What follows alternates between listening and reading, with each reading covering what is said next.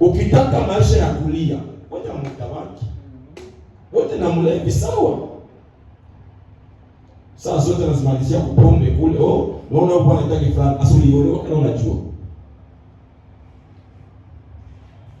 Okay. Tunasoma kitabu cha Amos. Amos 3:3. Ni andiko tunayosoma wote mkichwa.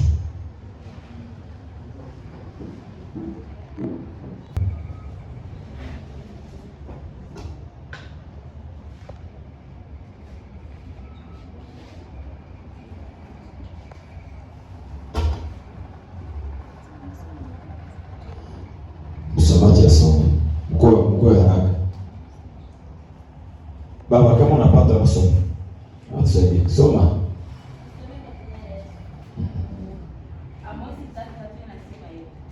Je, watu wawili waweza kutembea pamoja wasipokuwa wamepatana? Achia mbali. Amen. Amen. Amen. Muteke amen. Amen. Mwa jeune fille tuliita muko ma catégorie. Muko bako na 15 ans, muko bako na 16 ans, muko bako na 18 ans, muko bako na 19 ans, muko bako na 20 ans, muko bako na ya 20 ans wanapanda.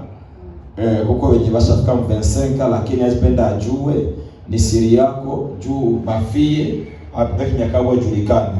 Akifanya atasikia anniversaire. Miaka ngapi anakuambia mbo unaona 20 ans, atokaye mo 20 ans.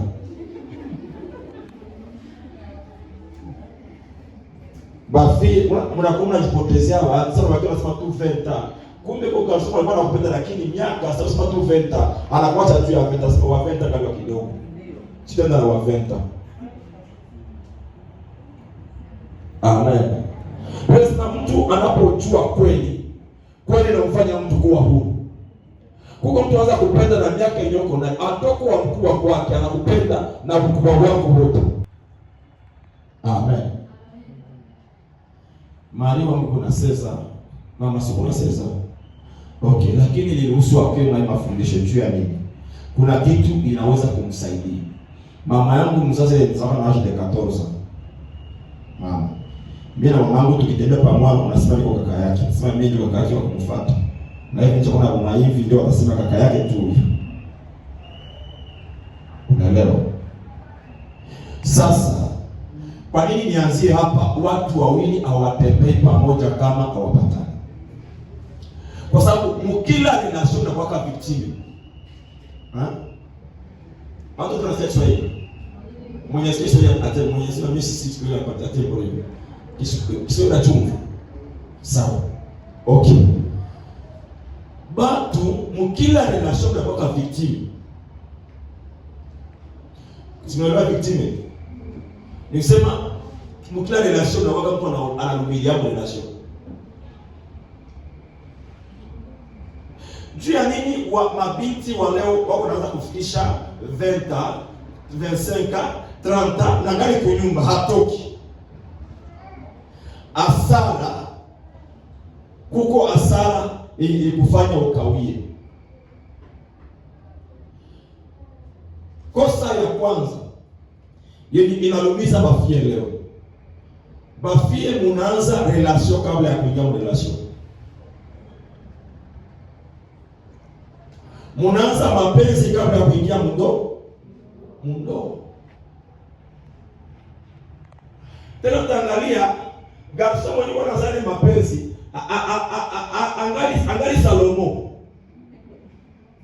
Analaka msalomo wao. Anakujeni. Mimi sisikia hata mzuri. Sitakula vraiment. Naona kiangalia akisikia na kwanza mimi peke hapa. Mlipata tu ya kidogo. Tena anachikaza anapolipa na taksi. Shaona unasema huyu njoo huyu. Hiyo ni sura ya kwanza. Na ule mubarabara atakuwa jamba na barabara ni katika njia.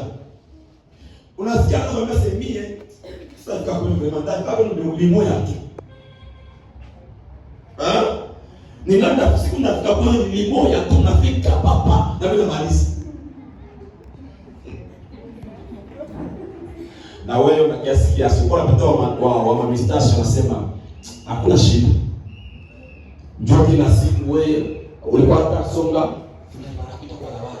Unakimbia kwa barabara. Utadunia.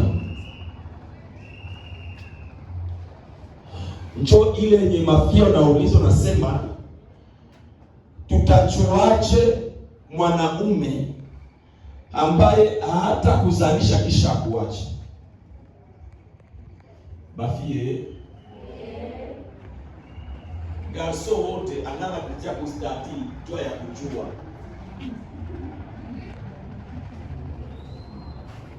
Unaelewa? Anana kutia kustati toa ya kujua. Utakiona ipo atikaza omwepa ashura wanaenda message 10. Wewe mnapendaka. Wewe njoo wewe. Anakujosha mpaka anasema huyu njoo huyu kabisa. Hapo kuna macho aliopewa na kuambia machoko ni mazuri.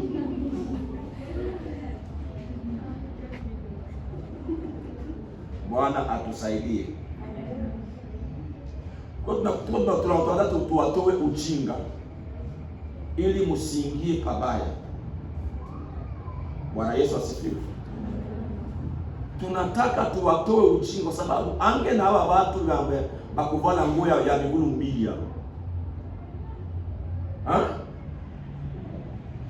Anavala mguu kwa na msengea na hizi. Na ndio sisi kidogo ya waka mbili. Usitikile mbele na kuambia, anza kuambia iko na waza mbali kwenye wao yafika.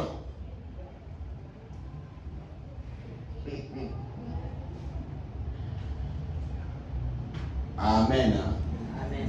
Bwana Yesu asifiwe. Amen. Bwana Yesu asifiwe. Amen. Kitu gani natuma bafie bengi wanakosa soko na kauya kunyuma? Konsekansi ya kwanza, bafie bengi wako na kiburi.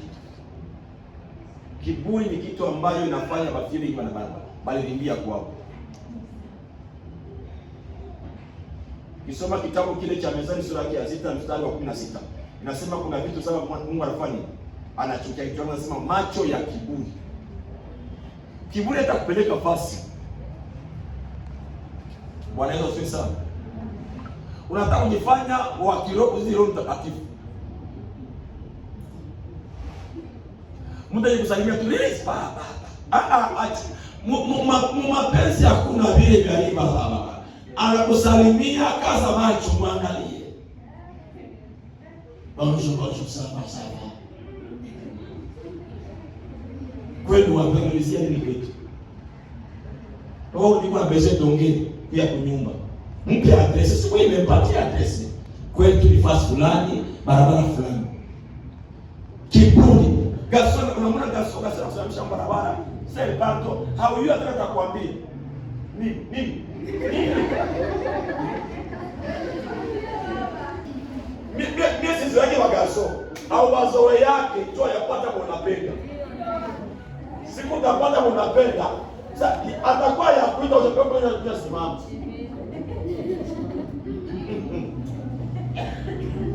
Sasa ndio kwa chini. Sasa jambo sipo nasikia nyuma. Bwana Yesu asifiwe. Amen. Utakuwa bado hayakwambia wewe pekesha. Unaona vie kama ajapenda garso. Ndio nataka iko atembea anaangalia nyuma kama tunaona garso tamwizi. Samwa anasimama kwanza, anakuwa kwa telefoni, anakosa mwenye kwa vitu anasahau. Kumbe kuna nataka atire attention ya yule garso. Bwana atusaidie sana. Amen. Na ukipenda garso zaidi ya gisi anakupenda, anakaribishia maisha. Hapana kupenda garso kupita kiasi. Mpaka hata mzazi akwambia fanya hiki hautaki. Ule garso ndio anakuwa yeye ndio anakuwa namba moja maisha yako. Usikie tena wazazi. Hasa na mzee kwa telefoni, ukienda kwa telefoni, ni sauti tena kwa sababu mwenye kuna taarifa.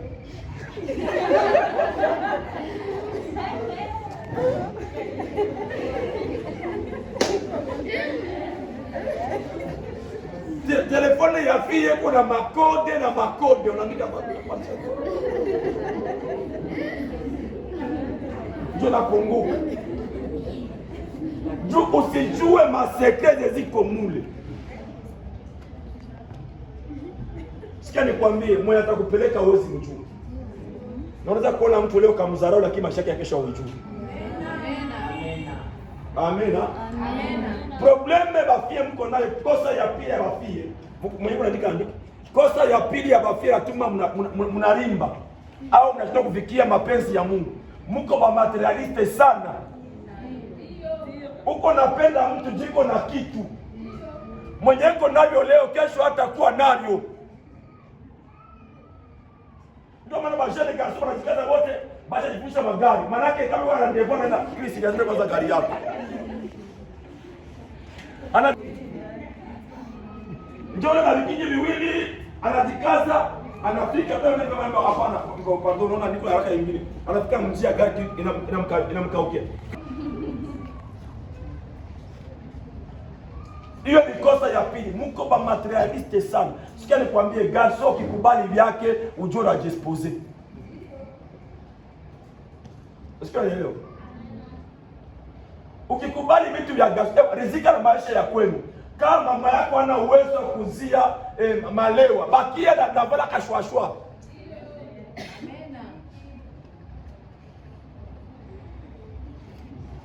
Bwana Yesu asifiwe. Bwana Yesu asifiwe. Kuko majipo mzee wa Kamenge unaweza ndatoka katika ile mavutura mule unakileta kupale unakifula unakipiga fere kisha unachapa kwa sirasi anakipatia pli moja hapa na pli nyingine hapa na kwa modeli ukikia na kiomba kwa sababu kama ni kulikitosha Mkamenge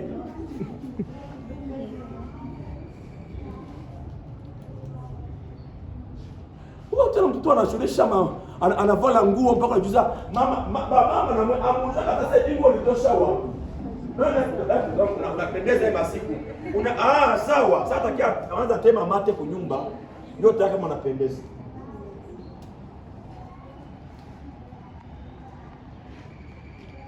utajuaje kijana ambaye atakuchunga maisha? Kitu cha kwanza atakuheshimia. Amena. Garso wote mwenye ataoa mtu anagopa kumwambia hata nikupige vizuri. Juu aikwambia mpige vizuri bitaisha. Utasirika niishie pale. Sasa anabakia na wewe na mareserve. Tuko pamoja. Lakini leo watu la gani?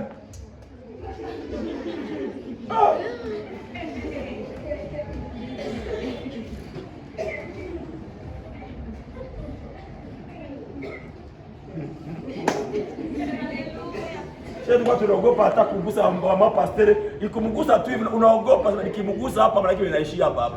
Ndio mko mnaongeza mko kwa masomo. Kwa distance.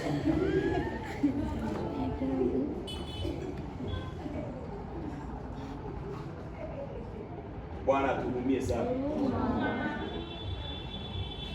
Sasa unaanza mwambia bwana leo siku mingi unitoe, atakutoa ni kweli. Lakini baada ya kukutoa kuko malipo. David fanya nini? Ulipe. Na njoo kwenye mambo yako yanaharibikia. Mkila relation au niseme kwa dhambi ya washerati mwenye inaonekanaka hapo ni mwanamke. Mwanaume alimuonekanake yako. Kakimaliza kanapiga kitoko. Kanamaliza kanaume. Kanachomoka na kanapimba barabara. Hautachua hata katoa kuzini yaka. Hautachua. Lakini wewe après 3 mois, 2 mois inakuwa kichwa leo, kichwa kesho. Usijue. Sitaenda kwa masomo basi linaanza. Maisha yako unafanya nini? Unalipisha maono ya maisha yako. Wale waambie kitu kimoja. Wakati mmoja nilikuwa Karusi, Milimani. Okay. Kabla nionyeshe mfano nionyeshe kitu cha tatu. Tunatuma mabinti wetu wanapata matatizo. Kitu cha tatu, mabinti leo wanapenda vishakoshi. Unajua mtu yuko na bibi yake, unavijua huyu ni papa wa watu. lakini kweka toka dogo chachikazi papa nole papa kuna mvimba hapo.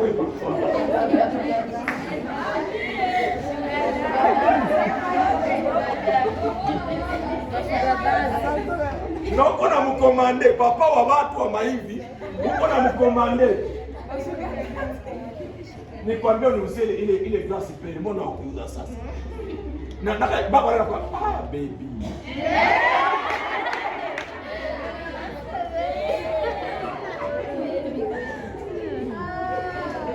Kwa sababu baba yako anakuita baby na wewe unatia baby na wewe na unaongeza. Unaongeza licho. Chunga. Atakupika ndogo utashangaa.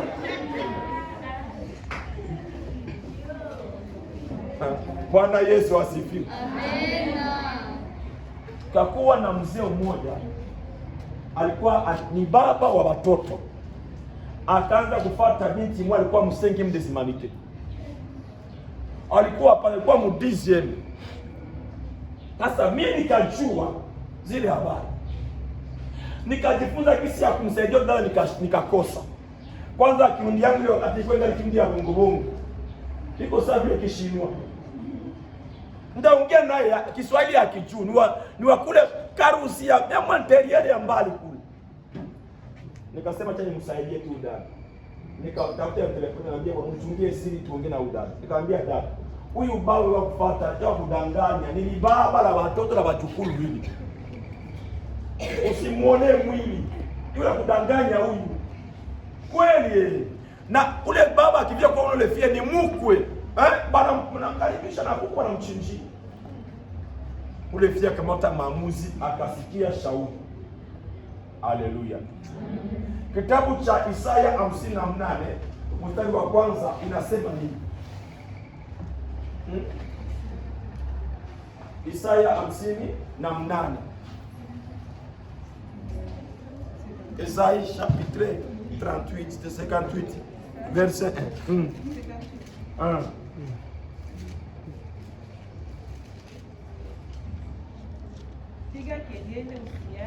Nikampigia ule fie kelele wala sikuacha. Amen. Bwana Yesu asifiwe sana. Amen. Ule dada akanisikia, aliponisikia akachana lile baba la watu. Leo ile dada ni bibi ya tajiri. Aliendelesha masomo akamaliza akapata mpaka niveau ya lisansi. Akapata bwana yake alikuwa charge, alikuwa na marshe ya hii masoko yote hapa Bujumbura kujenga masoko. Linaishi hapa milango ile dada. Sasa niko na gari tatu ya kutembelea, lakini bwana ninataka kitu. Niko ninapanda shuka tu lili bwana. Nikasema sasa ili dada litaka kudanganyika na ile baba. Oli kama alitaka kuderute nini? Sikia nikwambie kitu ya kwanza inatoa na derute maisha ya mtoto mwanamke ni usharati. Ukikuwa mtu ambaye unaishi usharati, uamini kwamba maisha yako yanafanya nini? Maisha yako itaharibika. Kata kuzalisha kale kaka bwanako najua. Kale kuliacha kule kwa mwingine anambia tuko na mafundisho ya wafie leo tukimaliza tumenakuya. Sawa wewe ende na kungoja. Lakini usikie kulia kesho. Bwana Yesu asifiwe. Bwana Yesu asifiwe. Nikamsaidia yule dada sababu tulimpigia makelele na kasiki. Ni kusema nini? Mkila relation mnakuwaka victim. Nasema kosa ya tatu ni nini? Ni wakati watu wanakubali kutembea na mishakoshi. Ni laana watu wa Mungu. Ni laana watu watoto wa Mungu. Ni laana sana kutembea na watu ambao wako sawa vile wa baba zenu. Ni laana. Amen. Amen. Mkitaka kesho maisha yako bwana matako waka kuheshimia. Akukute vile. Nazali mshaelewa? Akukute vile. Akukute bado uko bikira. Akikuta bado ushaka haribika. Usishangae kama kutokana sasa atoka kule malaya weye. Chozo sasa umalaya ulianzia. Ni kwa sababu au kujua kuchunga ubikira ulionao. Bwana atusaidie. Ndio maana nilisema leo sitaki vijana. Juu vijana wangevaa madeba ya makoroga msikieni. Biblia inasema usiamshe mapenzi kabla wakati. Juu maisha mtu yuko na vipindi vitatu, lakini vipindi viwili ni kubwa. Pako kitu kinaitwa adolescence. Samawati kabisa nishamaliza wangu. Wewe utachichu na wewe. Lakini niko hapa kumshauri. Mafia hapana. Mafia hapana. Ndio maana mie ukitunza fio wangu anapata kinambia papa. Nilipata tipi moja hivi. Unaona hii? Naambia mlete huko ni mquestionner. Ni mpike français. Na Kiingereza. Kama ataweza. Amen. Hiyo ni kitu ambacho kinaweza. Na kuna kitu kingine, mnapokaa mnakwepa baraka zenu za kutokujua. Amen. Bwana Yesu asifiwe sana.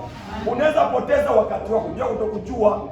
Mtu anakuja iko na mawazo mazuri juu yako, lakini wewe haujui. Sikia maisha, kila mtu iko na mtu ambaye Mungu ameweka pembeni yako kumsaidia. Mtu wako ni mzazi wako. Mama yako mzazi ndio conseil principal wako. Ndio anasema mtoto mwenye kuharibika ni mzigo wa nani? Wa mama yake. Ni kusema saa ile sheria akiharibika, Georgina akiharibika, Marisha kina sina wengine ndagombana naye. Ni mama mchungaji ndio ndakuwa naye vita. Kwa sababu alisababu mapashwa yake jinsi ya kusherehe wale watoto. Bwana Yesu asifiwe. Amen. Nisema mama anapenda kujikaza watoto wetu, mabiti wetu. Sasa mama siko. Unamwambiaka asante. Hata walikwambia barabara bonjour, kisha nakupatia adresse naambia mpatie mama niko na mgeni atakuja hapo. Tena usimpigie hata chai, akuye tu. Sasa afika kana naye msale wa baba yako. Kisha unaita mama. Huyu ni kijana rafiki yangu, tutane barabara na ngasa nataka kuongea na mimi. Okay sawa. Mama natoka, unaongea naye saa mtu mzima. Cha pili unamwambia, ushaongea na mimi, sawa unanipenda, ndio nakupenda. Sawa nitakupatia jibu. Hapa ile siku tu gasa kwa barabara, JTM kisha mwangalia. Naona sasa hata mimi nishakupenda ona. Unapenda tu barabara na mtu. Njoo kesho atakuharibishia meza nakwambia uliniona kwenu. Watu wengi tena anashinda kupanda adresse ya kwao. Ewa hata mwendo amna kasonga. Mtaanza kumurago kuya karibu kwetu anakuya ewa njoo kwetu hapa njoo kwetu hapa anaikala kumurago. Wana mnamwambia kitu kwa jirani anaikala. Au anaikala chini ya mti anaikala pale. Anayua wapi kwenye nakutosha. Kuna tikazo nenda kwa Mihengero na kupiga mafotosho naambia watu waseme kwetu hapo. Ule sawa?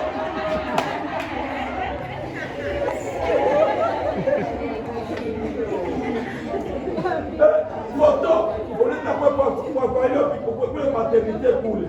Unapiga foto kule unaweza kumlango. Asi hapa ndio kuja unataka Facebook aseme hapa ndio kwetu. Sasa tunaweka kwa Mihengero. Kitu tunataka kwa Mihengero.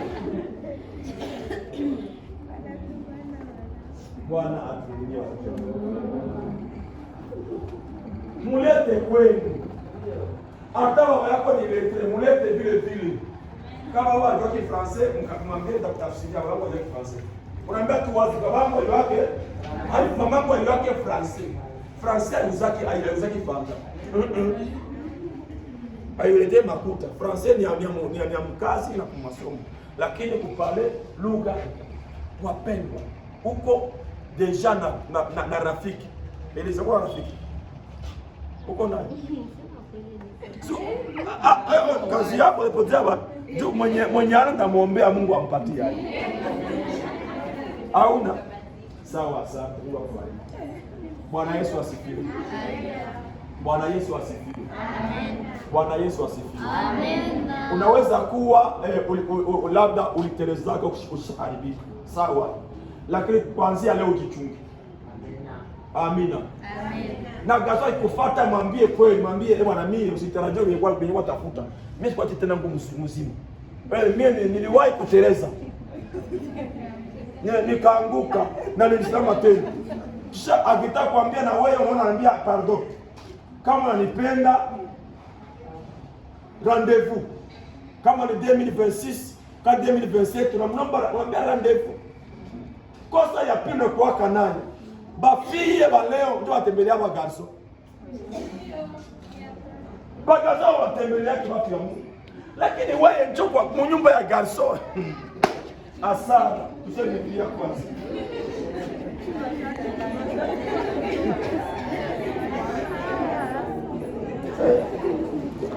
Bwana Yesu asifiwe. Bwana Yesu asifiwe. Amen. Wewe ndio autocheki nyumba. Ulishaiona maridoti ya garso na fungulo ya nyumba uko nayo. Usikia. Wani unataka kusikia?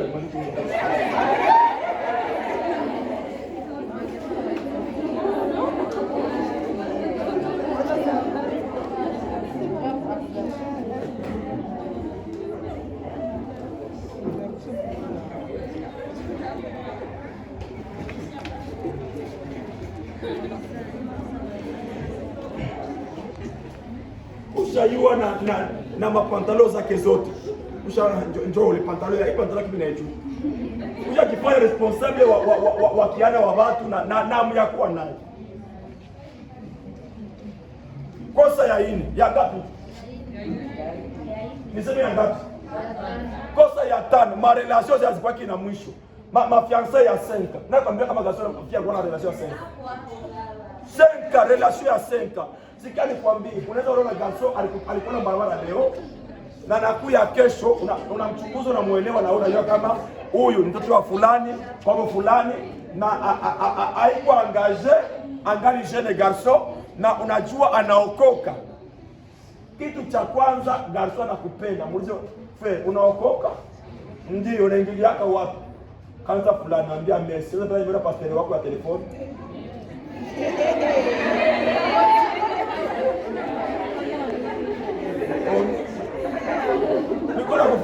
Niko kufungula akili unacheka. Mwambie nipatie nimero ya pastor wako ya telefoni. Anakupatia anambia, "Allo papa, mimi niko fio wako fulani. Tunaweza onana?"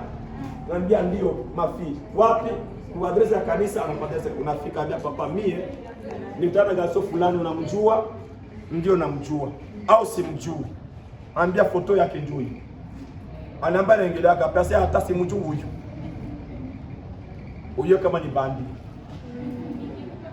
Huko mmoja hapa alipresenta mpaka sababu jina kanisa yao. Naingilia kanisa ya Witem Sepake. Wesepake wapi? Kasenga Mulongwe. Ona Witem Sepake.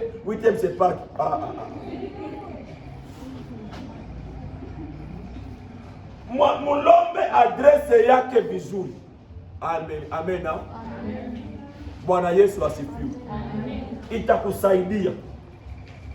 Shida ni kwa sababu mko naiga vitu ya wazungu na mko wazungu. Eske mnaiga mila ya wazungu? Mila ya wazungu, sa vile mariko deja na 16 ans. Chelo kwa wazungu mariko na dokota mwanaume mnyuma walikala mle mnyumba. Banaishi ne mule mwangu na sitasema kitu. Ni droit yake. Eske ni mila yetu nasema vile? Mila ya Waafrika nasema vile? Hapana. Mila ya Waafrika, mtoto mwanaume alikuwa anatuma akiona pia anapenda, anatuma wazazi yake. Mimi napenda mnyumba ya mtu fulani. Banaambia unaona pia sasa bado anambia unaongea naye. Anakuya anaongea na ukimkubalia kisha kesho wazazi wanakuya wanafafa. Wanasema mtoto wetu kunaingia hapa, mumkaribishe, wanamkaribisha. Lakini wewe uko unafanya gaso inane na mama yako ajui.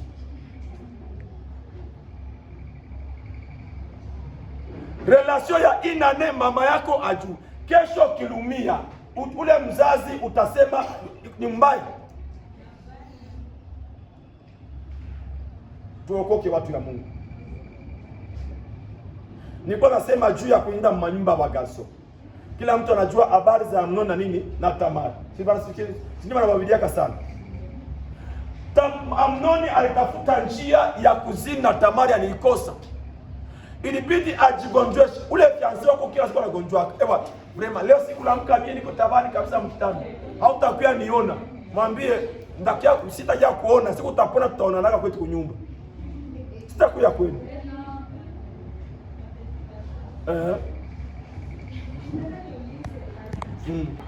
Abajungu mwanaume anaishi meselo na tire yangu, siwezi nikapendana na mwanaume ambaye sijui mahali anapoishi, ambaye sijui ana nini kwanza, alafu na nijue anajipangaje kwanza, kwa sababu siwezi nikatembea na mwanaume ambaye paske mwa hii generation yetu mtatusamia sana wazazi, maana wa diaspora banaharibisha kila kitu. Akikuya vile atapenda uende naye, na kama ukwenda naye piko wenyewe wako na chance na mal chance, paske kila mtu kuna destination yake. Unaweza endana naye na akakuoa na ukaendana naye asikuoe. Hiyo ndio iko natutuma na sie tunaanguka mnani me vraiment pasta, siwezi enda na mwanaume ambaye sijui nyumba yake nasimama vipi. Okay. Amena.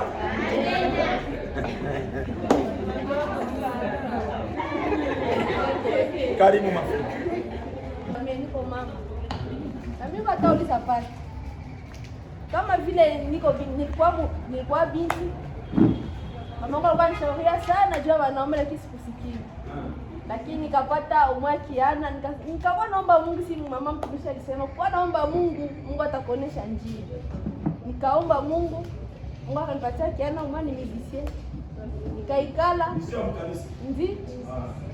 Nikaikala, nikasema basi. Kiana akasema mimi nimeweza kuoa lakini sina mali. Nikamwambia tu siku wazazi tu, nilimkuta hapa Bujumbura, hii mavakasi watu wanakuya tuwakutana hapa Bujumbura. Nikamwambia tu siku wazazi waongee basi juu mzazi atakuua.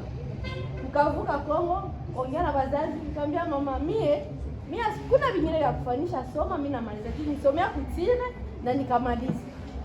Sasa basi, ukiana ndio tunakutana hivi Bujumbura. Baada ya kuyumba, unajua basi nijiangushe hapa. Mungu hapa yake anayumba. Yana kabeba yake kidogo ile mbuzi ni wanasema Kongomani mbuzi. Akabeba tukaenda nayo pale. Miezi kidogo mimba. Hivi nikashukuru Mungu jinsi ananilea. Natulia. Natulia lakini akipiga muziki. Babinti wanamwangukia. Yeye mwenyewe anataka kuniambia. Nikwambie pia fulani alikuwa kunitafuta, pia fulani kwa nini? Na mimi naambia sasa utafanya uko mziki. Ya mtu wakutafute wakuone. Sasa mimi naye mwambia ombe kuna mapepo. Unaiwa iko na mapepo. Muziki yake kuna pesa hiyo kupatia Mungu nani? Haiko juu ya bafie ba muone. Deja iko engagé. Iko bibi ya mtu. Sawa? Iko bwana wa mtu. Na kama iko bwana wa mtu ni kusema deja iko na stati ulimwengu wa kiroho. Amen. Yeye nasema mtu ataachana bwana na mama kuambatana na mke wako na mwili. Nisema kote kwa niko natembea ni lazima watu wajue kama nimefanya nini. Nimeo. Nishapata ile jaribu. Nenda kuhubiri fasi, mtu ananitokea ananiambia ananipenda. Nikaambia kuna mapepo. Yeye mtaniambia wewe kuna mapepo. Kaambia niko baba wa watoto na bibi ya mtu. Tena usiongezee na ukome. Nipomaliza kile pia utambia Mungu akuniita juu nikuwe jaribu mkazi yako. Hii jaribu na ikatana. Kuanzia respect na mtu ananiambia sema akiniambia hivi ananipenda. Anipende kwa nje lakini akilifika niogope. Amena. Amena. Amen. Mungu alete kitu cha kiogopesho. Mtu akiniona anaweza kunitamani akiwa mbali. Akifika aogope, akose ule ujasiri wa kuongea. Amena. Sawa? Sawa, Biblia sema sisi tuko maambasadere wa Kristo. Ni lazima Yesu aonekane kwetu. Probleme ni kwa sababu bamizishe bengi na baimbaji abaombake Mungu. Yeye ni muziki tu, mkanisa vinaishia pale kiatu mrepetio. Hata sasa tunaomba tukemeni nguvu za giza. Yeye kwa muziki iko atafuta noti. Ndio bebe kwa mkichwa wake. Bwana Yesu asifiwe. Sasa nataka kusema hivi. kulingana na ile swali nasema ya diaspora. Nitatoa mifano miwili. Mfano wa kwanza, fio mmoja alikia kuniambia. Babaki nyako ananiambia. Akasema hivi. Anashukuru sana fio wake. Ule fie alipata garçon diaspora. Sawa? Ule garçon alianza mpenda iko m5 des humanités. Fie akakataa sema hapana ningali nasoma. Akapata diplome, garçon tena karudia akamwambia hapa ningali nasoma. Reve yangu siwezi fanya nini? Siwezi kupoteza mwelekeo wa maisha yangu. Sasa alifika mubaki de. Ule garçon akarudia, bakaanza kuongea naye. Akamwambia wewe ni ucheleweshaka kama nishakia kuoa, akamwambia sasa kuna problem. Akamwambia lakini kile la sasa tuendelee mimi na wewe, ongea nani na baba yangu. Atoko mbali, ongea na baba yangu telefoni. Akapata ile fait rendez-vous, nipate numero ya baba yako, tuongea na baba yako. Fie ule garçon akakamata numero lakini akutaka ule baba. Sasa waliongea na fie, akamwambia fie nitoa kazi ile siku nilikwambia tongea na mzee, nikaa na choka. Fie akamwambia kuanzia leo mimi na wewe binaisha. Hauna adabu. Hauwezi kupatia wangu rendezvous ya kuongea naye kisha usiongee naye. Hauna adabu. Ule fia alifanya makosa, kufanya makosa. Aliheshimisha nini? Kwanza anajiheshimisha yeye, aliheshimisha pia na familia yake. Ilionekana kama iko fie responsable. Sawa? Ana besoin ya diaspora wake. Kwa sababu kwanza amjuu. Unapa diaspora nyingine anakuja huku bana chako wana mke huku. Na viko na vingine kule. Anamwacha mnyumba bien, hakiwa mwingine hapa. Maki unakuwa wa Afrika, ule anabakia wa nini? Anabakia kwamba tuenda kuitaka. Akiato na wewe watu bawili bineshia pana. Nata nirudi. Kuna fio moya, sasa ni mama na ni baba. Garçon alikuwa na niveau ya diplome tu. Fille alikuwa na niveau ya diplome. Lakini garçon pia alikuwa mpiga picha. Ni bapale Uvira. Bakwa lima mkanisa moja. Fille bakosha pendana kama ni 2 ans. Fille kumi baba yake mdogo anakuwa South Africa. Baka mtafutia bwana South Africa. Bwana akashuka njoo kati garçon ya Uvira akitoka South anashuka na gari ya mpya. Anashuka na kipira. Unamuona Land Cruiser iko huyo anatoka South huyo. Nadhani watu ya Uvira wanajua ile mambo. Ule fie akamwambia watakia uko kama hata ya kuniwasemi kuko bwana mtoka South Africa, bakaka yako yeye anamtuma atakwambia mimi nishaambia story na South. Bakamwambia pole tutakwenda kwambia sawa natika la na yenu. Si tena msipendi. Bakaikala bakafanya ceremony, bakawa fuliru, bakafanya ceremony. Fie akakuwa pale, garçon akakuya. Bakatia mali mulungo banasema à l'époque nakumbuka ilikuwa ma 2004. Garçon akatia $3000 mulungo. Banambia Safie akamata ile lungu aipatie wazazi. Fia akaambia hapana. Sitaolewa na huyu bwana. Mimi nakatala. Garçon akataka tafia na gaini franga. Akaongeza 2000 cash pa. Fia akaambia sitaolewa na wewe. Owa mtu mwingine hapana mimi. Tembea na mtu mwesijui. Unayua mko unapendea mtu kwa Facebook. Wewe umjui, unampenda tu juu unamsikia kwa Ulaya kwa Amerika. Amerika ni saa tu hapa. Ukipata franga hapa usienda Amerika. Kwa watu wiko na franga hapa Kongo kwa mbendi Amerika na kuambia kufanya nini? Kufanya nini ende fanya? Dada mwana kwambia refugee hapa, mtoto wa mzee Gashamba. Alikuwa mbia refugee hapa juu alikuwa sawa wake anakufa. Barakamlia zile mamontaza baba yake vya Ulaya alikata. Ashauza vila hapa na Kishasa, anakuwa aende Kishasa, anakuwa aende Etats-Unis kutembea sasa. Sasa ule fie sa bakatala, baadhi wanasema, baadhi kwa Wakristo hatuwezi kuonyesha mtu mwanamke mwana katala. Tumwache. Sasa ule alishaenda na franga yake, basi kaambia bwana, tuletea sasa ule wako mwanapenda. Akenda sambia wanapenda bwana leta samali huku bwana mderange gazo sasa mimi nakuja sasa leta mara kaita 700 dolari ni ngapi anakatala ngapi 5000 manake mu 5000 analeta 700 para wakianga 4300 manake alikuwa mali. Akakuja wale kwanza tu wapafia, akapatia ule baba yake, ilimwambia baba, hiyo mali ya kustahili kwa mimi ndio wangu. Huyu bwana hata leo hana chochote, lakini atakulea maisha. Ndio neno leo. Huyu atakuchunga na atatuchunga na watoto wangu. Hawapokea imani. Alitoa, alipatia baba mali kwa na mama machozi kuna lia. Baba, sababu ni mzazi akamkubalia kama mwanangu, nashukuru. Sababu uliona hii ndio anistahili kama baba yako. Mimi naipokea kwa moyo mkunjufu. Amen. Maisha wakaoana, maisha ikaharibika. Mpaka ukimwona barabara unasema upili mkosa akili. Alikatana senki mile, anatika wasietsa, kuna sana mwangaisha. Mpaka ngambila akitembea hapa na chomoka anaita tena. Mpaka manguo inaishi. Mpaka kuya hapa Burundi. Tukaanza ishi na. Kitu cha kwanza balikuwa anajua Mungu maisha yako. Haleluya. Ewa usidharau mgaso mwenye yuko na kitu na kia na Mungu. Mgaso mwenye yuko na Mungu usimdharau maisha yako. Maana haujui kesho yake Mungu anapanga nini. Maisha yake ni seke, ni fumbo. Amena. Bakaanza maisha. Bwana anakuwa mwalimu, bi mwalimu. Bwana fundisha kukula kope kwa yala. Bwana siku moja kapata Jobi na Gana na fungula nani? Hospitali ile ya macho. Akaenda pata kazi pale. Akaanza kuona anatumia kukese. Mwisho Minagana akampenda, akamtuma Uganda kusomea vile vya masomo ya mageneti. Maisha ikaanza pana. Akatoka kule akarudia akakuwa chef mule mkazi. Ile kazi ikaotema pana. Tunataka nivo yako ipande juu kulingana na nivo yako diploma iko chini. Rudia kwenda kusoma. Akarudia kuopi akaenda soma. Kazi ndio mpeleka kwenda kusoma.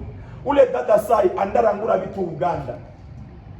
Maisha ifani ilibadilika ikageuka. Siri ya maisha yenu iko ndani ya Yesu Kristo. Haleluya. Usiona na mtabangi jiko na franga. Kesho franga zinaishaka. Na mtabangi franga ikiisha ndio atakuwa mtabangi pili. Atakuwa nakuya munyumba za Yesu ni Mtanganyika. Anakupigia kwa mashika. Bwana atusaidie sana. Bwana atusaidie sana. Amena. Amen. Amena. Amen. Na sasa chekwa hizo point. Uliza sasa. Et puis, déjà question, pourquoi c'est ma amie d'Aoulis? Et puis, si vous êtes satisfaite de ma réponse, voilà pourquoi je vous dis à des. En fait, ma relation c'est ici, disons, j'ai les bazamani, na baizi ici, garçon de nous na semaine. Biko on peut tofauti, genre hatuko najua kubadifferentier soit benibiko nje na benibiko ndani ya kanisa. Donc hatujua hata tubadifferentier. Unaweza kuwa mu relation na garçon mwenye anajua Mungu, mwenye iko na upako sana, na comprendre? Iko na upako sana lakini anafinira mbitu bimwa tu vyanza kulomba na yenye hangi pasha kulomba ofet. Hatujui tubadifferentier. Bengine wanakuambia no, avant le mariage alikuwa ni upako, mais anakuambia avant mariage, atakuwa avant mariage anapenda mfanye na biafikiri. Unakumbuka? Anasema yeye hawezi fanya, hawezi wa mwanamke mwenye haya alors pale atujue sasa tuko na bigamata au tuko na vigérer parce que c'est presque toute la génération à garçon vile ndio. Okay. Akiona msimamo wako gisi ulivyo, anakuona kwa akili. Na kesho takuta. Sikia nikwambie. Garso wote mwenye kuna tabu. Sawa? Alo? Garso wote mwenye iko na asha kupenda juu ya kuoa. Hawezi kuambia mfanye relation naye ava. Hiyo ni kitu cha kwanza. Sasa akifika anaweza kia kuteste, ni test anakuya fanya. Anakuambia mbo tunataka kuoana, il faut tu passer na wewe. Ukiitika tu unapoteza. Kilikuwa natafuta ni ninyi wa mabinti wa Kikristo muwe na msimamo wa maisha. Amena. Muwe na msimamo wenu wa Ukristo. Kwa sababu garso wote ambao ukikuwa na msimamo kwake, unaambia mie kama unanipenda utanijua niko mnyumba yako. Nje ya mnyumba yako mie hakuna. Cha pili, sitaku yaka kwenu mie peke. Ndakuwa na kila wadogo yangu. Wale wadogo yako. Twende nao.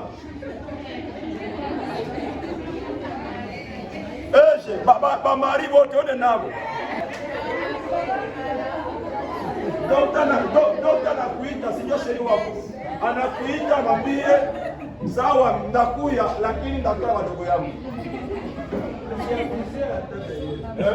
Asiagize aende tu. Wende tu. Bu. Ndio tunabambia ni vitu tunajua. Wale waambie okay. Halo. Tamaa ya mwanaume inakuwa kumacho. Tamaa ya mwanamke inakuwa kama masikio. Mwanamke yenye anasikia ndio inamwangushaka. Sasa kuambia unaona kwa mzuri. Wewe nikikukosa mwe nikufe. Na wewe uko nasikia.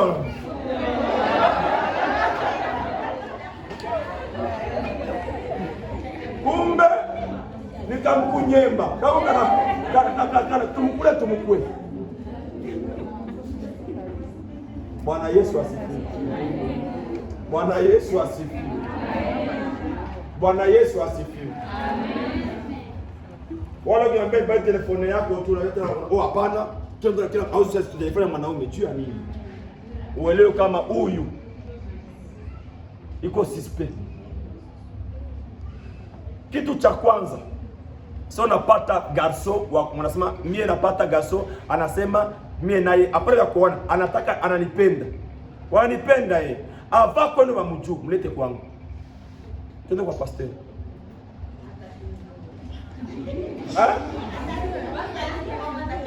Akikimbia manake ni bandi.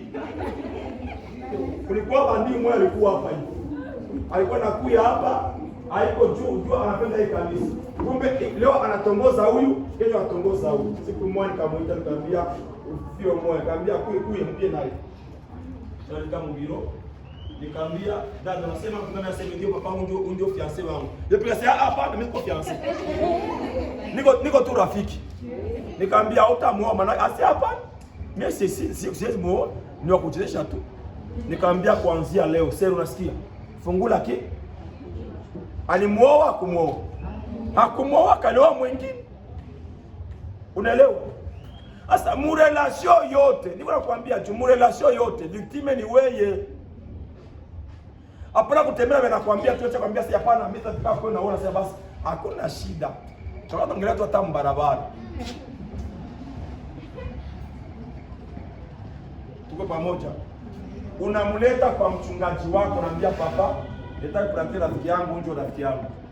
Kitu ya pili, hautaongeleane barabara. Uko na kweli. Sawa? Hakuna jeunesse ya zamani ya kisasa. Chote ni jeunesse ni ile. Yeye tu ni Android.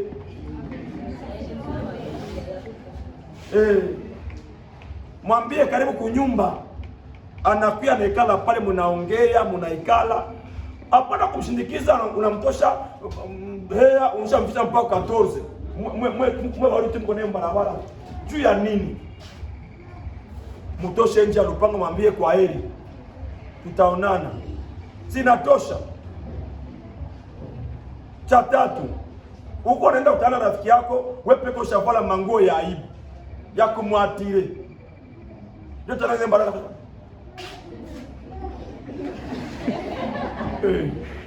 Ona huyu. Bwana tusaidie. Tuwe na akili. Amen. Amen. Karibu mafi. Question yangu ni eske fia anaweza tuwekea naziri kwa mfano unajiwekea naziri, unasema mie hii naziri naweka ndawezaka kushare na garson mpaka siku ananioa. Lakini sasa unakutana garson unapendana naye, anakuambia sema mshakuwa mfiansai, aisha nakwambia sasa na mimi niko na mwili nishaitika, sasa nishaitika kama ndakuoa. Il faut sasa wewe hiyo naziri yako, wala yana kwamba tu fie awekaki naziri, wala mtu awekaki naziri kama kingaliki unavala mwili. Asa uwezi weka naziri ya kusema sasa utalala na garson na wakati au yaolewa na isa. Huyo garson anakuwa anakupenda kweli, wala nipenda tu akuye akuchezee. Jibu ni hili. Garson wote akikuta binaishia pale. Juu kia kuna tafuta asha kipata. Ukiweka naziri, chunga naziri yako. Nasema mie, nasema nitajuaka mwanaume mpaka siku. Kwa kuambia konsekanse ya kucheza na wanaume. Ukikuwa mfie mwenye unacheza na garson leo, cheza na garson kesho. Kesho utaolewa, utaenda kutana na mwanaume mwenye iko episa. Sawa? Hana nguvu za kianaume, acha niwaambie mzuri. Hana nguvu za kianaume. Labda ana nguvu za kianaume lakini haziko za kutosha. Sasa wewe labda ushakaonana na mwanaume mwenye yeye iko na nguvu za mingi. So nakuwa mole bunyumba na ule garson mwenye iko ana nguvu za kutosha. Kesho utatafuta ule bwana wa nguvu za mingi. Unakuwa uko infidele mu nyumba wako. Ndio unakuwa uko leo na bwana, lakini yule mwingine mtafuta pembeni. Unaishi maisha ya zambi. Ndio maana tunakatala bafie kuanza marelation mbele ya wakati na kabla hawajaingia kwenye ndoa. Wewe sema mie mwanamume ambaye ndajuaka wa kwanza na ndio takuwa bwana wa maisha yangu. Ukitia hiyo naziri utabakia hivyo na haitakuwaka hivyo. Na hali yenye mtaishi nayo utaona kama hali ya watu wote. Ndio si watu wote wanaishi. Tuko pamoja. Tuko pamoja watu wa Mungu. Tuko pamoja watu wa Mungu. Ndio maana inabidi kujua. Tunawafundisha kwa sababu ninyi ni mabinti wa Kristo. Kwanza usharati ni dhambi. Sawa? Na Biblia inasema mtu anapozina malaya anakuwa mwili huu. Kuna laana zingine mnabeba ni zile ambazo mnatembea na wanaume mbele ya wakati. Unajua kutana hizo ni laana mnabeba. Sasa unaanza kwa kufanya unafuatwa na garson, mnaishi naye akifika tu anaanonse vya kuja kukuoa binaishi. Juu kwa reclamation ya ule kijana ambaye ulitembea naye. Kuna nguvu fulani ambayo kuna kudeklare sasa. Kama bapoikata ile nguvu, unajikuta unaishi maisha ya shida. Ndio maana wakati wote tunaombea binti ambaye labda aishawahi kufanya usinifu, tunamwandika jina ya ule garson walizini naye. Juu tuwatenganishe. Juu kuna kwaka nafsi zinaambatana. Inabidi kutenganisha zile nafsi zitoke. Ubakie huru naye abakie huru. Bwana Yesu asifiwe sana. Ona kama garson mshawahi kufanya naye usinifu. Hata mkutana kwa barabara, mkumbana tu barabara. Ile image narudi. Unaanza angalia ile siku kisi ile ndaka. Ukaingia mkali wa kampisi. Yote unaanza jiangalia. Ndio maana tunakatala, ndio maana Biblia inasema ayosema nimefanya agano na macho yangu nisifanye. Nisitazama ndio kutamani. Kwa hiyo Mungu atusaidie, Mungu awasaidie. Nilitaka niwaite kama mabinti kuwasaidia kuonesha ujanja wa wanaume ambayo uko. Amena. Amena. Amena. Na kuko miaka ya relation na miaka mbele. Tuseme mtoto sawa vile Mari wa Cesar. Anaingia madrasa tafuta nini? Nataka kuolewa. Kama iko roho ya mwalimu. Ukikuwa na 18 uko unatoa kupata document identity. Unakuwa adulte. Na mimba pale unafungwa. Lakini wakati bado haujaeneza miaka ya kupata document, ungali mtoto wa mwenu mnyumba. Kuna vitu ujiangaje ndani. Sasa mimi hapa sai, Esha hizi vala nguo ya mtu mwingine aliuza. Anielewa? Inabidi nimuulize ulitosha hii nguo nani aliuza? Lakini leo hata mtu kwa telefoni wake hana. Baba iko na ka telefoni kama sasa sude mavilako kuyulu kama ndio kaepo. Ndokome. Lakini mtoto iko na iPhone. Napaswa kunyang'anya hiyo.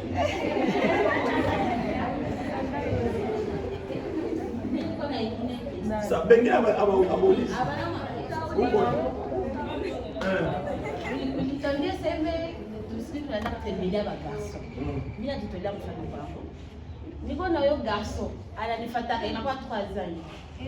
Kila siku unasikiaka unaile nataka kuongea na wewe ya kwangu. Anaishi Buiza. Make mie nakataka. Namwambia sitakuja. Sina muda, natumika. Kuna kitu nitoke wewe kuya kamili. Yeye ashakatala hawezi kia kwetu. Aseme kati ya kwetu moya kwa moya. Kama ni moya kwa moya ndio niseme, ndio sijui. Lakini hiyo ilionasa vile na niuzi, nikafika na mwambia bana usiniongeleshake hata tena nikaisha. Lakini sikutoki kumbuka tena nimero yangu. Salamu yake na ngani bonjour. Sukia basi kuniona? Sema kila siku ndio ni ile. Nikie kukuona. Sasa ndio mpenda sana mniambie. Huyo inakuwa anataka nini register kusema niende.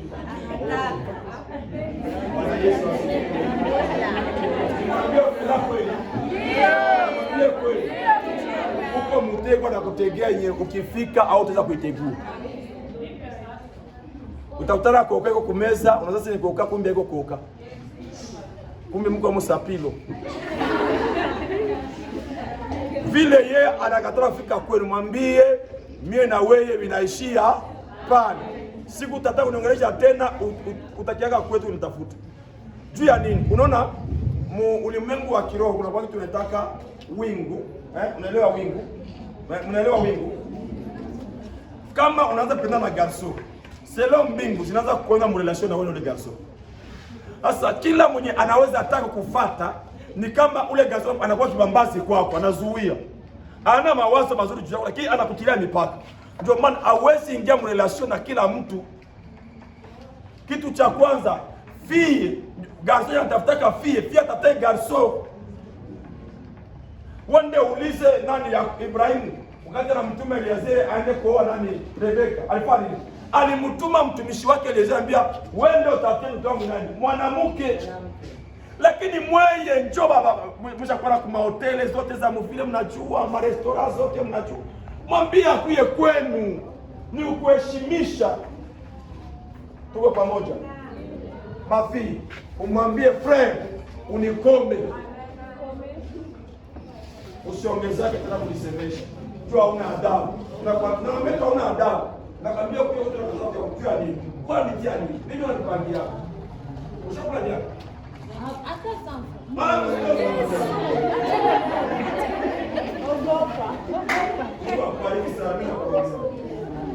asifiwe. Bwana asifiwe.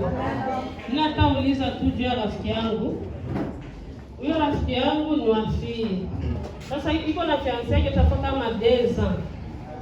Sasa ule bwanake, ule fiancé yake, ule rafiki yake iko na saki ya wanamke. Maki wanamke iko nao wa mingi kabisa.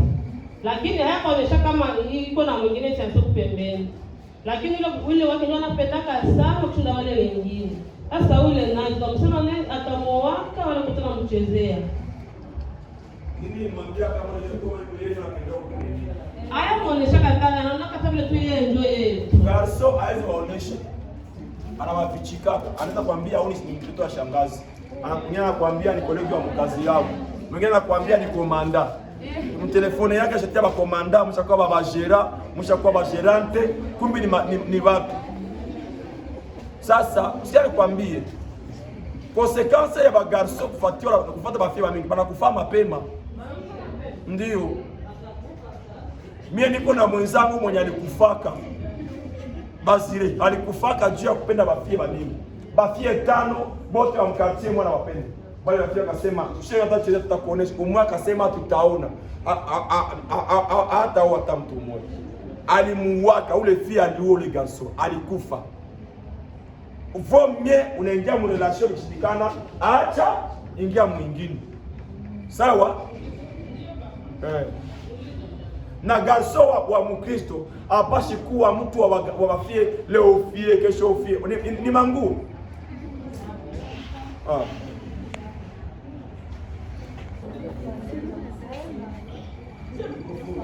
Mimi niko na swali. Sasa par exemple unapendana na garçon, mshajuana naye kimwili. Après pale wewe fie unaanza mchukia mwanaume. Unamchukia mwanaume, garçon hana kupenda. Utafanya sasa wakati wewe fie aupendi na mwanaume. Unaje nimchukia. Nimchukia kisha tuana. Ndio consequence hapana wewe. Ni mfano nitoa, si vile? Fie mwanza tukia garso jua shajuana. Ni kwa sababu ulishamjua. Ulishaona kama huyu haiko zaidi yako. Unatupa uchafu. Ndio maana tunakatalaka relation. Usianze mapenzi kabla ya tuko na besoin ya mandoa kutoka kwenu. Haleluya. Haleluya.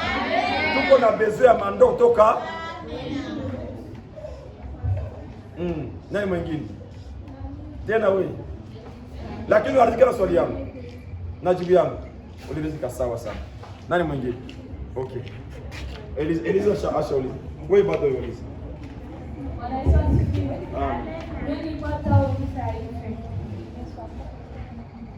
Mtu mko na yeye relation. Ni makosa kuomba franga. Kuomba franga.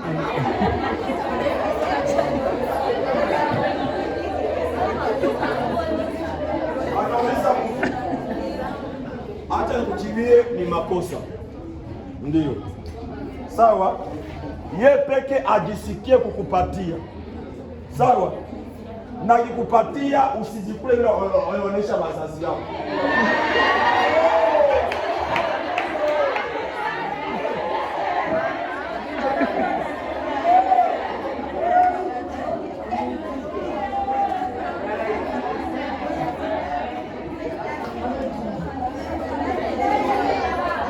Bwana Yesu asifiwe. Amen. Bwana Yesu asifiwe. Amen. Tuendelee tuachia.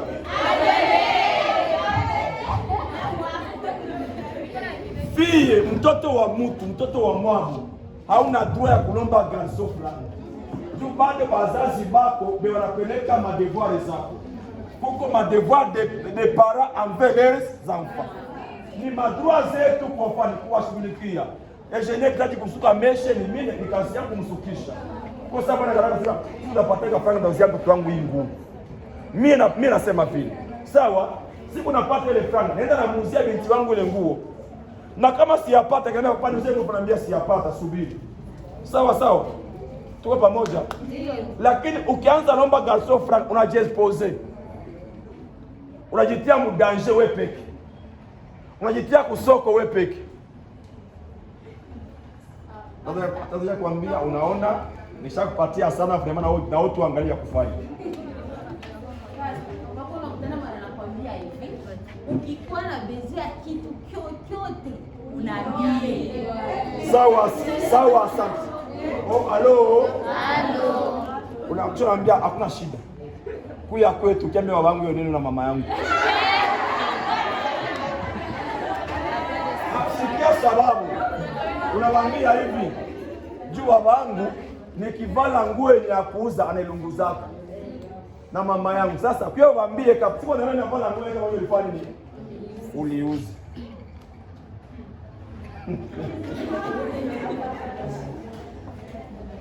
Bwana Yesu asifiwe. Amen. Bwana Yesu asifiwe. Amen. Siku ya kwanza mimi nauzia bibi yangu montre tu hii.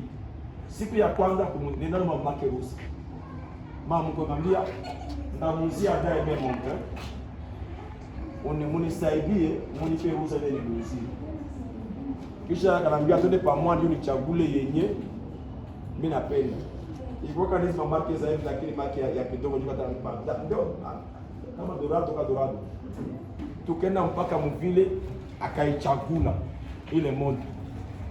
Na nikakuya nana ya Ibala nikamsha mama yake ndio nilimuzia.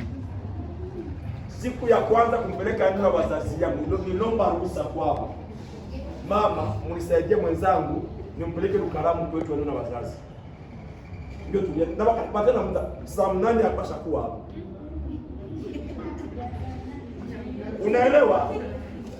Ni kujipatia heshima. Kwanza ule kijana anaheshimiwa na wewe pia unafanya nini? Unaheshimika. Wazazi wanakuona kama uko responsible. Tuko pamoja watu wa Mungu.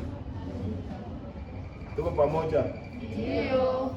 Garso iko nje, unapendana garso mtandao Facebook, unapendana, anakutumiaka franga, unazikula wazazi hawajui. Siku atakuya na kulipisha franga yake, shida na yake. Wasikia tu wase, oh, mimi napenda franga juu kitu anapiga tu ngoma. Oh, napenda ngoma. Utakula ngoma. Mimi napenda kule peti, gisi unaona kale ka garso katumishaka alika baba. Naona sasa. Unaona ule ndio master yangu ona mshenzi.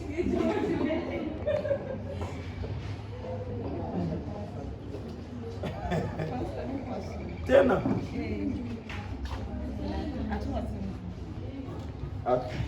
Sawa karibu. Sasa tutamalizia kwa. Na mimi nataka niongelee kwa kitu kwenye nitaka nisema kama kuomba hela ukasema ni makosa. Na ukasema tena ukipata hela unaambia wazazi. Mie kama mie unakuta kwa watu tunaishi maisha nyumbani ni magumu. Unakuta kuomba hela mtu unakuta kinakusaidia sana, sababu mimi nikiomba mtu hela, mama yangu anapasha ajue, sababu mimi sina baba ila niko na mama.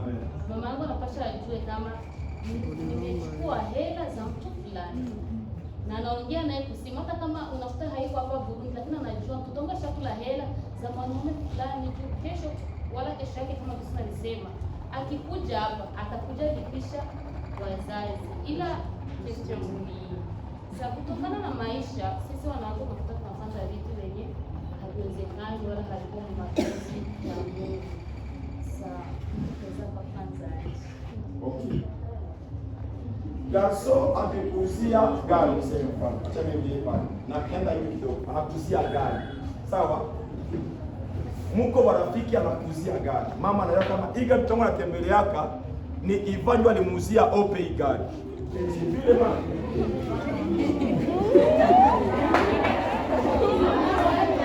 Nasema Iva, juu Iva ni kaka yake na Opel. Sawa? Mama anaiwa kama Opel kuna gari Iva alimuzia. Iva akitaka kumwambia Opel mimi nishakuzia gari, nataka mimi na wewe tuzini. Opel anamwambia sitaki. Akimwambia ni mchezo na Opel anataka kumwambia sitakumtishia. Ndio. Ni kulomba kai. Ni zawadi. Hataki kupeleka kuleta, naambia hapa anipatia kado. Tukao wanafia anipatia kado. Hawezi kurudishia. Inaenda vile. Lakini usikamate wewe peke bila kuwa na ushahidi. Maisha inakuwa inabadilika.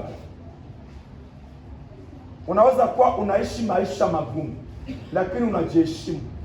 Kesho Mungu atakupatia maisha mazuri. Jubote benye bako navyo hawakuzaliwa navyo, bali nilikutana kwa dunia. Amen. Niko na fio moja aliyeko Marekani. Ule fio atafuta ndera juu ya njala ya kwao. Kwa palikuwa njala, manake msemeni wakikula msemeni mara pili. Zingine zipinde kulalia bui, tena bui ya chumvi. Mpaka ulikuwa naangalia yule mtu mwanamke alishagona ni wapata hapa. Kwa nini mama pastor? Juu ya njala mkubwa wake akaolewa maisha moja ya hovyo hovyo. Naye akataka kurendera. Lakini mtu mwenye alikuwa anisikia sana, akaja kunaniambia mafia usiendele juu ya njala ya kwenu. Vumilia, Mungu anajua. Akavumilia, akapita 3 za Marekani. Akaenda Ulaya. Ule gasi mwenye atatamrendeza. Sasa ikibore kwa kimwa cha nguvu. Unanielewa? Ule dada walimuoa $15,000. $15,000 ndio walimuoa. Limuzimu ya mrefu kule ndio alitembelea mariage yake. Alifanya mariage mnefu ya Tanzania. Kumbe kwa mtu unaweza ona sasa na kudanganya. Kumbe kesho kwa ya mzuri zaidi ya pale. Amen. Haleluya. Kwanza kia mtu anakia kudistract, kumbe anakia kupotezea baraka zako. Bado mngojee wakati, baraka zenu zipo. Mungu anajua siri ya maisha yenu. Haleluya. Watu kana leo kwamba uko sawa lakini kitu kuna pale.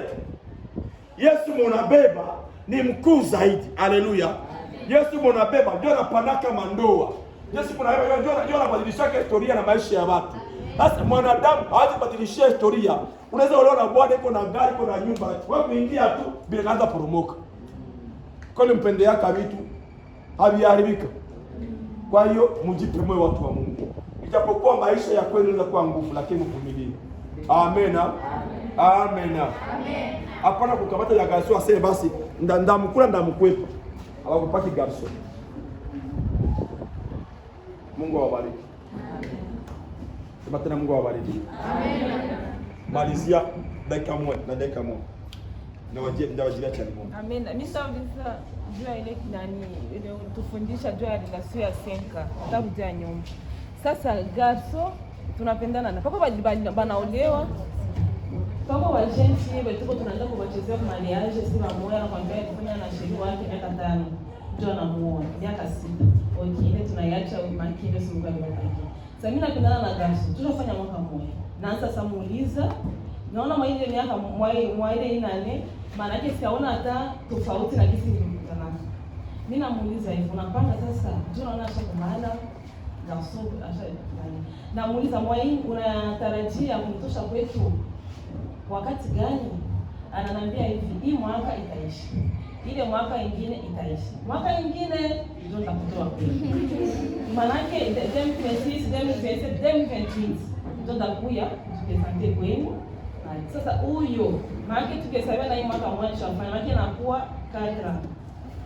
Ndamwacha ama ai. Lakini naona iko problemi mnaanza relation na Mungu. Sasa gaza nakwambia nakupenda. Unanipendea nini? Unanipendea nini? Sinyeke kitu cha kwanza unanipendea? Kuna miaka ngapi? Sio miaka hapo. Hapana ya bongo na mbili pia bongo. Mimi hii mwaka ndio 23 za.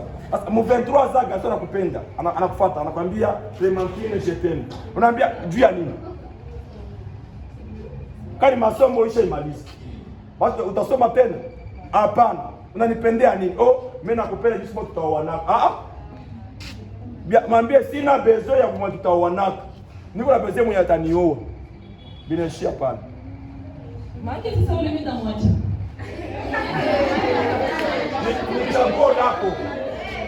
Ni chaguo lako we. Sikia nikwambie conséquence fie kwa date d'inspiration, garçon dans date d'inspiration. Una miaka ya hivyo. Hapana. Lakini huko na mwana garçon hapo. Sawa. Unawaza wewe ukikuwa m30 utakuwa wapi?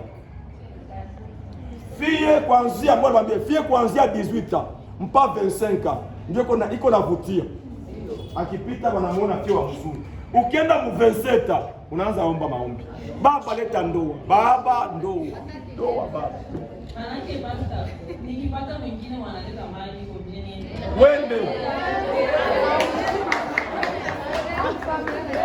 Wende kabisa mbio.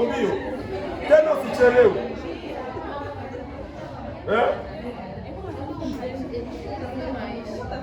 Mtafute pamoja. Sikia nikwambie, mu culture africaine, sawa, mu mila ya Waafrika, mtu ajoe yake. Si kweli? Jamaa ina moyo yake. Na mtoto wa maskini anaoa na watajia afanye nini? Anaoa. Unaweza kuwa na kidogo, unasema bazazi siku ndapataka.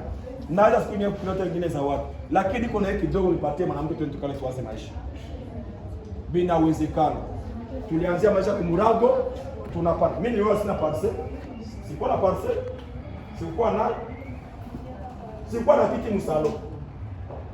Sikuwa nayo. Lakini leo sina nayo.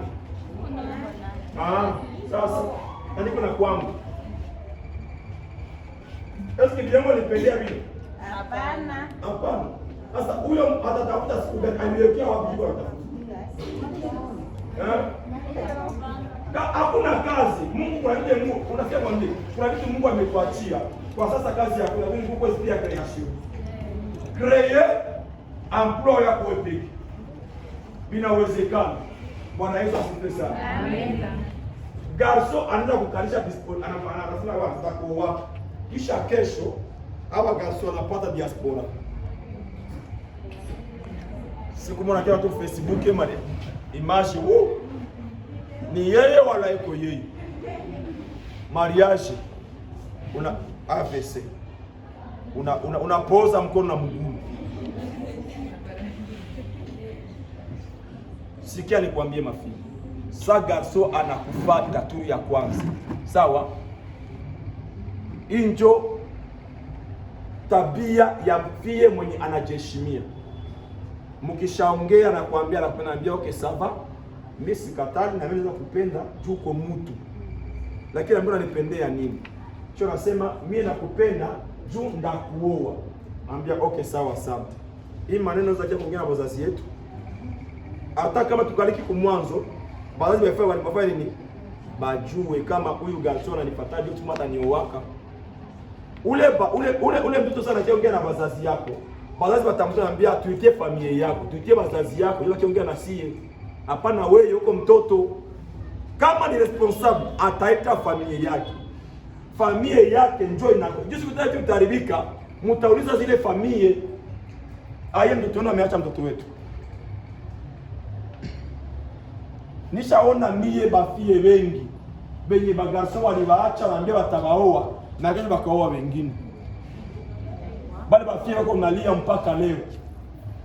Ndio maana engineers ndetia bwana wa fiancé watu waza wadeza. Niko na beje wa mamiezi.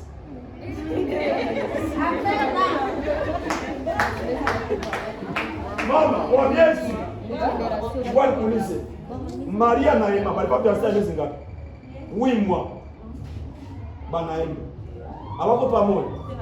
Tena Emma alianza chumbia Maria na ana kiki mnyumba. Alikuwa na kiti. Anauza yote hapo bado kwa deja mrelation yao. Kama deja garso anakupenda na mnatamu uone. Wewe unaona tafuta unamsaidia.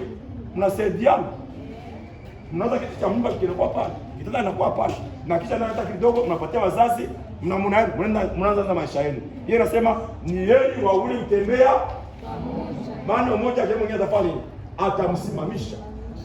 Inabidi kuelewa hapana fiancé za 5 zitawatesa. Uko na 23 za leo. Kisha fiancé ya 5 unakuwa na combien? 28. Kesho unaanza kuwa ndarendera. Ndio sana unasema jifinyia kwa garso. Ndarendera leo. Mimi sitatoka huko. Utatoka. Sitatoka. Inakuwa kwa nguvu. Bwana atusaidie. Bwana Yesu atusaidie sana. Karibu malize na wewe basi. Wengi wa mwisho. Nasema kama tunakawia kuolewa juu tunafanya mapenzi kabla ya ndoa. Eske for example niko na mwanaume ananilomba zaidi ya tendo la ndoa, ananilomba mingi. Nimepatie au nisimpatie? Sabi nini?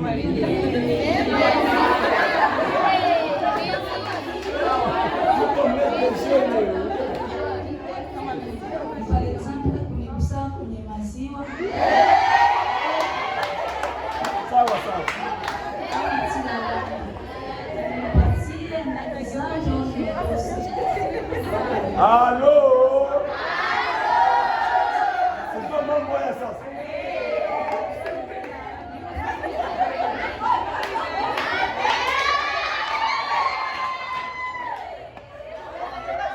Amena. Napendaka watu safi vile hapa. Bebako wazi mu maneno. Hapana wewe uko unafanya na jambo ndio unaishi hapa. Toto tufukiwa mbazi sawa.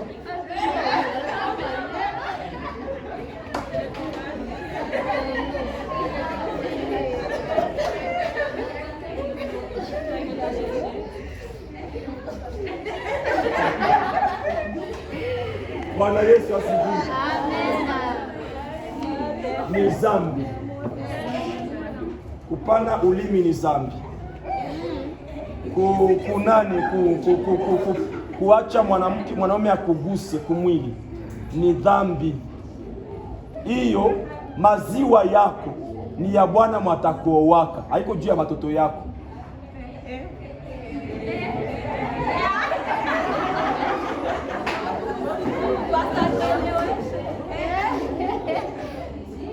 Antona unakimbia katika telefoni. Kwa muibada na matelefoni tena.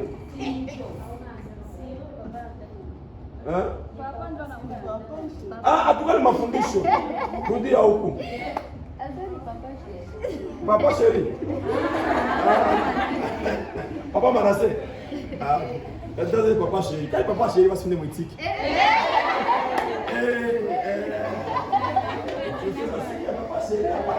Papa Manase. Bwana Yesu asifiwe. Amen. Mafie vitu kama vile kwanza vinatoa utukufu kwa Mungu. Na kupotea utukufu wa Mungu. Unajua tena ushaolewa, unakosa ushanyonyesha japo walionyesha. Wali kuuliza. Fie iko nao mdushi. Sawa? Kisha mafi, wewe utanichibi. Fie iko nao mdushi. Kisha mtu anachomoka pa mwanaume. Unafanya kazi? Tena fulaki. Lakini hivi juu ni kusema maziwa ni kitu cha valeri kumwili wa mtoto mwanamke.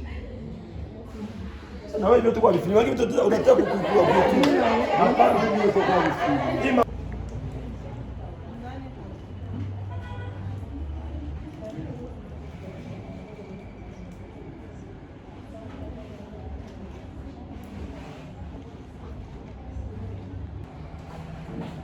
Nasema kwa maana nia ya mwili ni kufa, lakini nia ya roho ni uzima na salama. Amen. Hiyo hali ni hali ambayo mwanaume yoyote akianza, nasema tamaa ya mwanamke inakuwa kufuka nini? Mumasikio. Sasa kuna kukuzi na kwa naongea. Kesho utakia kusini. Juu hiyo nayo ni uzinifu. Yeye anasema kila anayetazama anajua kumtamani afanye. Anazini. Anasema naona sini. Mungu awabariki. Sema tena Mungu awabariki.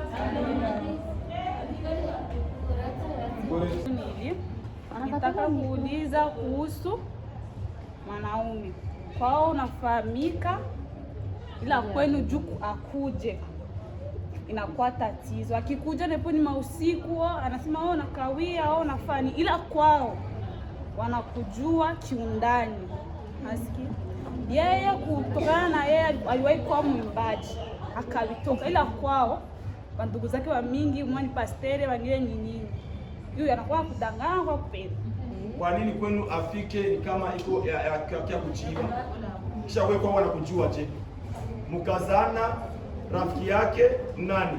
Bandugu yake. Wanakujua kama mkazana kama nani? Kama mkazana. Pasha kuoa.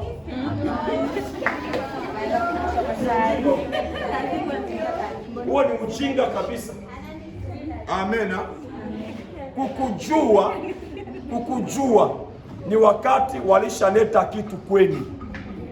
Shida ni kwa sababu mwe mnapenda sana wanaume kuliko wanaume kuwapenda. Unapenda wanaume mpaka unamuuzia mwanaume moto. Anamwambia hii moto unajua alimuuzia hiyo. Wewe ndio unaanza onga gari sio gasi wako. Na tena ushafanya makosa mingi. Mungu awabariki sana. Mungu awabariki sana. Kitu ambacho tutasema ni kwamba tunataka tuwe na mabinti ambao wanaokoka, ambao watajua kumpatia Mungu heshima. Amina. Amen. Bado Yesu angana base. Wenyewe Biblia inasema, Paulo anaandikia Warumi anambia, je, hamjui kama miili yenu ni hekalu la Roho Mtakatifu?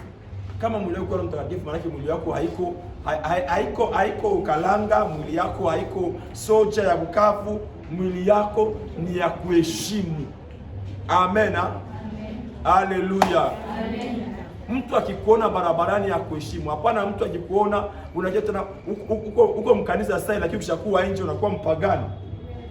Tujaribu kujiheshimia. Huko inabidi kukimbia. Inabidi kukimbia. Hapana kuwa mkanisa unakuwa na marelation. Leo uko na Jimmy, kesho uko na Janvier, kesho uko na Jackson.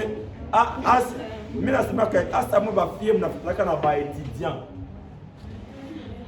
Mtu anatoka Kongo anakuja kusoma Burundi. Unatanana kuope, unasema unapata.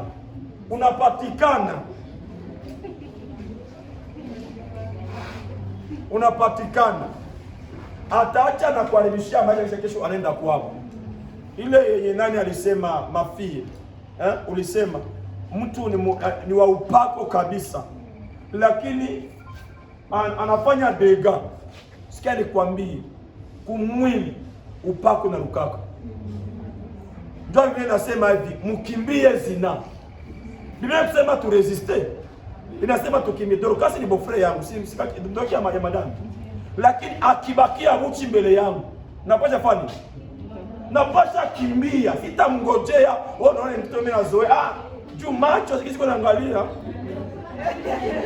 Unaanza ndio unarembua, mwisho unakutana pasteri anafanya nini? Anaanguka. Unapashwa ukiona ni premier regard unakimbia. Hawa pasteri wanaanguka juu ya hivyo. Pia anaanza leo anakuya, anapandisha jipe, kesho anakuya na kanzu ya kipande, kesho yake mwisho pasteri anaanza mpango. Ona uchafu hapa. Kumbe sio uchafu, pasteri ashaanguka. Bwana Yesu asifiwe.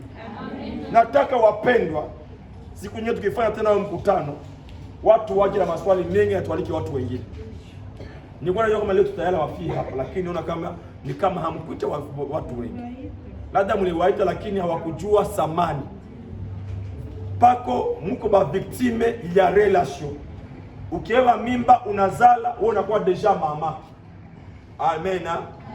Kuolewa leo na uko mama ni shida.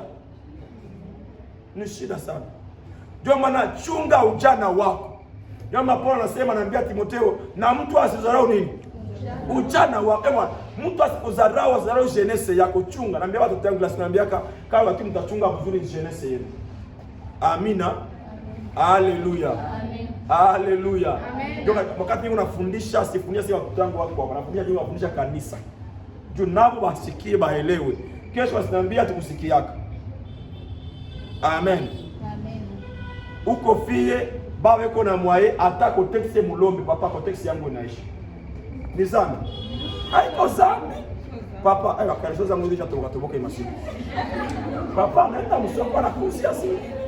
Na utuweza kumdinia Mungu. Mungu awabariki. Amen. Simame tuombe. Merci Jésus, merci Jésus, merci Jésus, alléluia, merci Jésus, merci Jésus, merci Jésus, merci Jésus, alléluia, merci Jésus,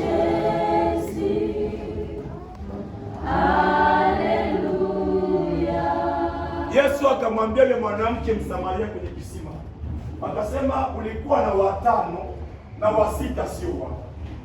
Wale wanaume Yesu aliwaona kwenye upaji wa nyuso ya ule mama. Ni kusema unapozia wanaume anabakia iko grife kwenye uso wako. Sasa utamwambia Bwana, kila relation ambayo ilingana mjinga, nataka Bwana univutie ile relation. Inawezekana ndio sababu ya kunizuia kutofikia ku destination ya maisha yangu, kutofikia kwenye baraka ya maisha yangu. Karibu kwa Mungu. Omba, nataka nizote kwa kuomba katika jina la Yesu Mungu wa neema. Bwana wa milele tuko mbele yako. Katika jina la Yesu Kristo. Nahitaji neema yako kusimama na kutawala tena Kristo. Na kusaidia mabinti wetu katika jina la Yesu. Mungu wa neema, Bwana wa upendo, Mwokozi wa maisha, niwe mpanga hii mpango, niwe mpanga hii kazi, ili leo tupate nafasi ya kuongea na mabinti wetu, katika jina la Yesu. Biblia inasema ya kwamba siku za mwisho vijana wengi watasimia mioyo, lakini wanakungojea Bwana watapata nguvu mpya katika jina la Yesu. Nimeenda kuombea mabinti walio hapa, waliosikia sauti inayotoka Bwana, watakubali mwito na sauti yako katika jina la Yesu Kristo. Nahitaji neema yako usimame kwenda kuwasaidia na kuwatendea mema na kuvuta kila relasio isiyokuwa ya maana katika jina la Yesu. Kila wapenda kile kwenye relasio yao Bwana, wanaowatafuta kwa sababu ya zinaa, wanaowatafuta kwa sababu ya kuharibia maisha, katika jina la Yesu Kristo.